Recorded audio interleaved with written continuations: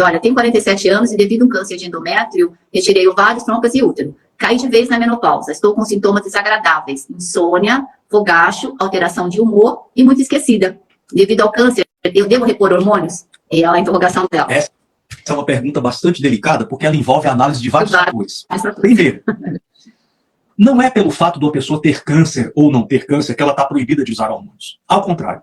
Se a discussão estivesse mesmo embasada na hormonologia, as evidências que nós temos hoje, Kátia, nos permitiriam estar discutindo outro nível. Qual seria esse outro nível? A importância de manter mulheres com câncer em equilíbrio hormonal. Porque os hormônios modulam a imunidade, os hormônios melhoram a síntese proteica, os hormônios aumentam o anabolismo, os hormônios regulam aspectos da programação da morte de células aberrantes. Então, os hormônios em qualquer cenário trabalhariam a favor de um melhor prognóstico contra a doença. Mas no nosso país essa discussão ainda está muito longe de ser aceita. E o que nós estamos tentando mostrar hoje para as pessoas é o seguinte, ó, se você teve um câncer e você atingiu a fase de cura clínica, você está curada dessa doença, você tem que ser encarada como uma mulher igual a outra qualquer. E essa mulher tem um endométrio, mas ela também tem todo o resto do corpo dela que precisa de equilíbrio hormonal. Mesmo o assunto da mama, né, Kátia? É outro tabu. As pessoas... No caso aqui, o doutor Ítalo está falando da modulação hormonal, né, com hormônios bioidênticos, e eu trago aqui, para que vocês também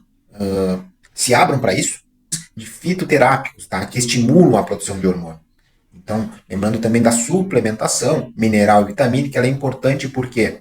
Porque sem um equilíbrio minerais e vitaminas no nosso corpo, a gente prejudica a nossa receptividade dos nossos neurotransmissores, a gente prejudica a produção de hormônios direto e indiretamente. Então, muito importante é esse equilíbrio dos hormônios, equilíbrio mineral e vitamínico. Claro que também tem envolvido nisso tudo, tem as emoções, né? As nossas emoções impactam diretamente na produção hormonal, na produção, então, traumas, questões emocionais, pode ver, às vezes, a mulher, por alto nível de estresse, né, ela eleva muito cortisol, e aí isso começa a bloquear alguns tipos de hormônios, tá? Então, lembrando que tudo está interligado, não existe uma coisa separada, não tem como tratar um órgão sem mexer, assim, sem olhar para os outros, porque eles estão interligados no sistema chamado corpo humano.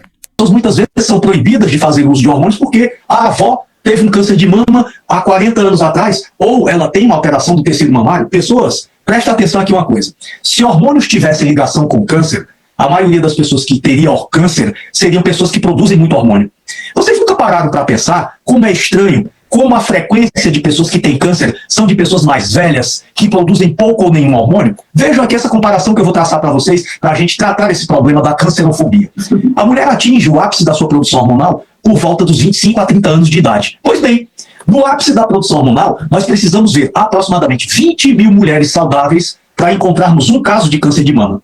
Lá no outro extremo da vida, mulheres ali naquela faixa 75, 80 anos, essas mulheres nem hormônios produzem mais. E, estranhamente, na fase em que elas não produzem mais hormônio, uma mulher de 75 a 80 anos, de cada 8 você encontra um câncer de mama. Olha que loucura. Quando produz muito hormônio, 20 mil saudáveis para um câncer de mama. Quando não produz mais hormônio, 8 saudáveis para ver um câncer de mama. Então, o que a gente deveria estar discutindo aqui? Que a incidência de câncer é diretamente proporcional à queda de produção de hormônios. Quanto mais velha é uma mulher, quanto menos hormônios produz, mais risco ela tem de ter um câncer. Principalmente se ela também está com sobrepeso, tem muita gordura, é obesa. A mulher gorda, que está na pós-menopausa, sem repor hormônio, essa é a mulher predileta para ter um câncer de mama. Não é a mulher que produz muito hormônio que vai ter um câncer. É exatamente a mulher que não produz hormônio algum que vai ter mais chances de ter um câncer. Então, precisamos virar a página desse tabu e acabar com esse mito que já perdura há décadas dentro da medicina e que tem feito muitas mulheres temerem a reposição hormonal e perderem a oportunidade de manterem sua vida mais equilibrada.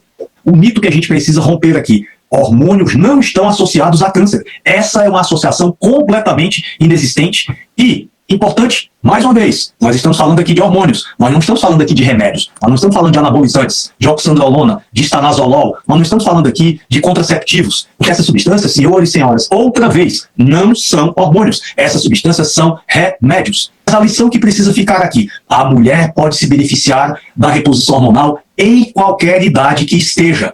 Em qualquer idade. É preciso que nós acreditemos que existe vida antes da morte. E nós não podemos virar as costas para as pessoas, abandoná-las ao esmo e dizer, não, a senhora já tem 70 anos, eu não tenho mais o que fazer. Não, a senhora ainda tem 70 anos e vamos tentar trabalhar para equilibrar tudo o que for possível através das medidas que nós utilizamos e defendemos na nossa prática diária. Não é isso mesmo, Kátia?